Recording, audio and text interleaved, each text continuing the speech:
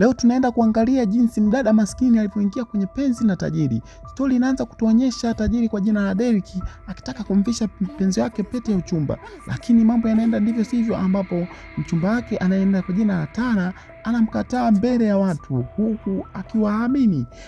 Derek anaamua kumbembeleza, bwana, kwa nini, nieleze mambo yapoje? Lakini Tara anaendelea kushikilia msimamo wake kwamba bwana, mimi na wewe siwezi nikawa na wewe. Hivyo basi bwana, Derek anaona asimame. Mambo yameshakuwa magumu tayari wakati huo.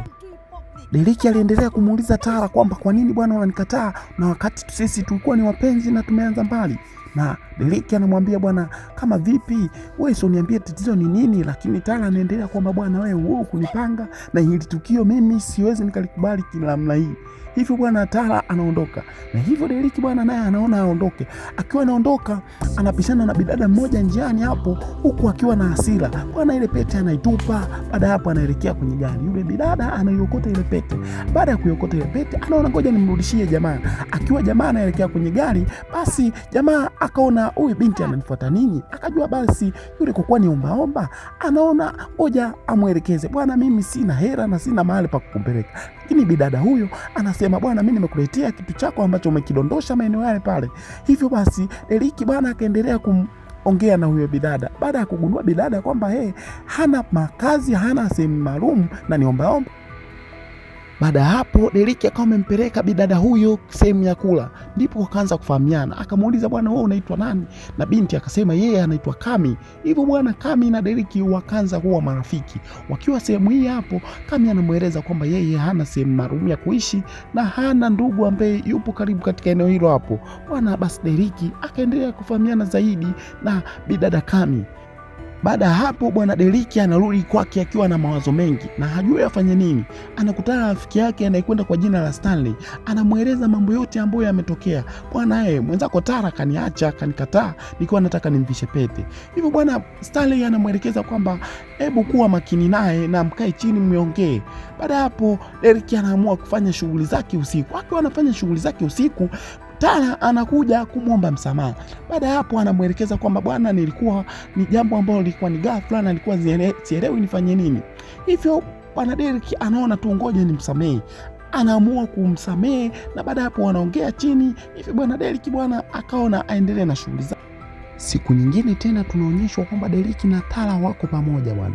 Baada hapo wakaenda kufanya mazoezi. Wakiwa wanafanya mazoezi, Derek bwana akaonekana ni mtu ambaye ni mchovu sana, akiwa amechoka. Bwana wakahitaji kupumzika sehemu. Lakini sehemu hiyo wanaopumzika ndile hiyo sehemu ambayo huwa wakiwa wamepumzika katika eneo hilo. Tara anamwambia bwana, jikaze basi tuondoke hivi. Lakini Derek bwana anakuambia ngoja tupumzike kwanza. Hivyo bwana Tara anamforce kumnyanyua Derek kwamba bwana tuondoke. Derek anaangalia, mbona hapa Kami simuoni na huwa anafanyia biashara katika eneo hilo. Akawa anaangalia tu hivi. Ni siku nyingine tena Derek anaamua kufunga safari na kwenda kumtembelea bidada Kami. Na baada ya kumtembelea hapo wanaongea machache huku akijuliana hali na anamuuliza mambo ya biashara yaendaje. Derek baada ya kumjulia hali bidada Kami, basi anaamua kuondoka katika eneo hilo na watakutana siku nyingine. Hivyo bwana tunaonyeshwa tukio lingine ambapo bidada Kami anavamiwa na watu usiku akiwa anarudi kutoka kwenye biashara yake. Hivyo wanampiga na kumpora kila kitu alichokuwa nacho huku wakimwachia majeraha. Ilipofika kesho yake, Kami alienda dukani kukopa chakula ili apate kuendesha maisha yake, lakini muuza duka alimkatalia na kumfokea ovyo ovyo. Baada ya hapo Derek naye akawa anaingia katika eneo hilo.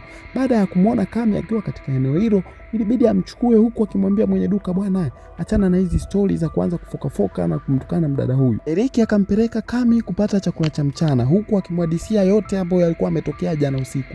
Baada ya hapo Derek anaona amchukue Kami na kumpeleka kwake. Anafika kwake, baada hapo anamuonyesha mazingira. Kami anashangaa kuona namna ambavyo Derek kwake jinsi panavyoonekana. Lakini baada hapo tunaonyeshwa kwamba Derek alivyokuwa akimpeleka Kami kwa mara ya kwanza katika nyumba yake hiyo, na hivyo bidada Kami alikuwa anaonyesha uoga wa hali ya juu kwenda katika nyumba ya Derek. Kutokana na hali aliyokuwa nayo Kami, ilibidi Derek amchukue ampeleke shopping kununua nguo pamoja na mazagazaga mengine. Ndipo alipopigwa butwa baada ya kumuona mpenzi wake Tara akiwa pamoja na bosi wake. Hivyo bwana Derek hakuamini kabisa haki Baada ya Kami na bwana Derrick kuondoka eneo lile pale, wakafika nyumbani. Baada ya hapo bwana Derrick akawa ni mtu mwenye mawazo sana, akiwaza kwamba bosi wake ndiye anayemharibia mahusiano yake. Baada ya hapo akawaza, akafikiria mambo mengi, huku akikumbuka kwamba Tara alimwambia anaenda kuuguza wazazi wake, na bwana Derrick alikuwa amempa hela nyingi akauguzia wazazi wake. Baada ya hapo Derrick anakuwa ni mwenye mawazo zaidi na zaidi. Hivyo bwana Tara, baada ya kufika nyumbani, Derrick akawa ni mtu mwenye mawazo, mwenye kuwaza na kuwazua, huku akiwa hamini yale yote ambayo ameona. Lakini bidada Kami akawa anamuelekeza kwamba bwana tulia, haya mambo yatapita. Hivyo bwana, siku nyingine inayofuata Derrick akiwa amekaa akiwa na mawazo huku na huku, akashangaa kumuona Kami akiwa amepiga bonge la mtoko. Hivyo bwana Yeah, you're welcome. Ndipo ambapo Derrick alipomuona Kami uzuri wake halisi jinsi ulivyo, na kitu ambacho kilipelekea Derrick kuamua bora Kami hapa mambo menyendo haya sasa. Bwana Derrick basi naye ilimbidi aende kujiandaa ili watoke out bwana. So mambo yenyewe ndo hayo. Kami akamlazimisha bwana Derrick kwamba watoke. Baada ya kutoka wakaamua kwenda party. Wanafika party bwana, hapa linatokea jambo. Derrick anawafuma bosi wake na Tara wakiwa pamoja kwenye pati hiyo, ikiwa Tara alimdanganya Derrick kuwa anaenda kumuuguza mama yake kijijini. Tara akaanza kujikanyaga huku akiita mapenzi yanadhihirika hapa wazi wazi kati ya bwana Derrick pamoja na Kami, wakipiga vitu vyao hapa. Huku kando bwana watu wanashuhudia, wanasema leo kipo hicho. Hivi bwana bosi wa Derrick akaanza kumweleza kwamba bwana wewe Tara, wewe sio bwana yako, kumbe ni yule ulishindwa kuniajimbika eneo ile pale. Lakini akaona hapa njia pekee ni kwamba ni kumuomba Derrick msamaha ili penzi lao liendelee. Lakini kumbuka Derrick alisha move on. Hivyo bwana mapenzi yanadhihirika pale pale wazi wazi huku kati ya Tara. Bosi wake Derrick anamwambia Tara kwamba bwana mimi na wewe tuachane hapa, mimi kwanza na mke wangu na siwezi kuendelea na wewe. Basi Tara akaendelea kulalamika na kumwambia bwana nimejitoa vitu vingi kwako, nimekuwa nikifanya hiki na hiki na hiki na hiki. Akamuelezea situation yote ambayo alikuwa akifanya, lakini bado leo anaachika. Hivyo basi akaona njia pekee ni kwenda kumuomba Derrick msamaha. Anafika kwa Derrick, anamhitaji pale. Derrick yuko pamoja na Kami, anamwambia Derrick naomba tukaongee. Anaenda kwa Derrick, anamkuta pamoja na Kami, anamwambia Derrick naomba tukaongee basi. Kami anamwangalia Derrick, lakini wanaondoka wawili hao. Kami nyuma huku akawa amebaki amekaa kwenye kile kiti. Huku Tara anaanza kumwambia Derrick basi naomba turudiane, mimi na wewe tumetoka mbali, haya mambo yametokea, lakini ni tamaa ndogo ndogo hivyo ndajirekebisha. Lakini Derrick aliendelea kushikilia msimamo wake ule ule kwamba yeye na Tara is over. Lakini huku ambako Kami amebaki, bosi wa Derrick akaanza kumtongoza tena Kami. Bwana bosi huyo, bosi anautaka. Baada hapo bwana Derrick anatokea maeneo yale yale na kumkuta bosi wake akimlazimisha Kami kuondoka naye. Hivyo bwana anauwasha moto pale pale. Bosi anaona isiwe shida, anaondoka.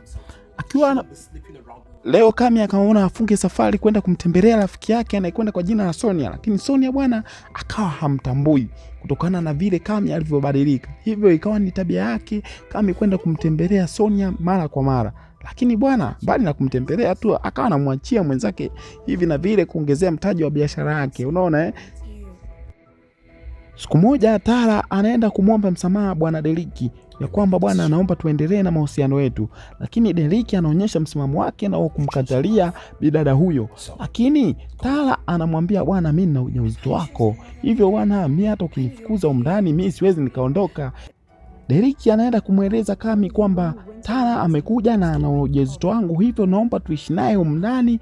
Kami bwana anaonyesha roho ya huruma na kumwambia Derrick anakutana na rafiki yake Stanley, anamweleza kwamba bwana saizi naishi na wote wawili.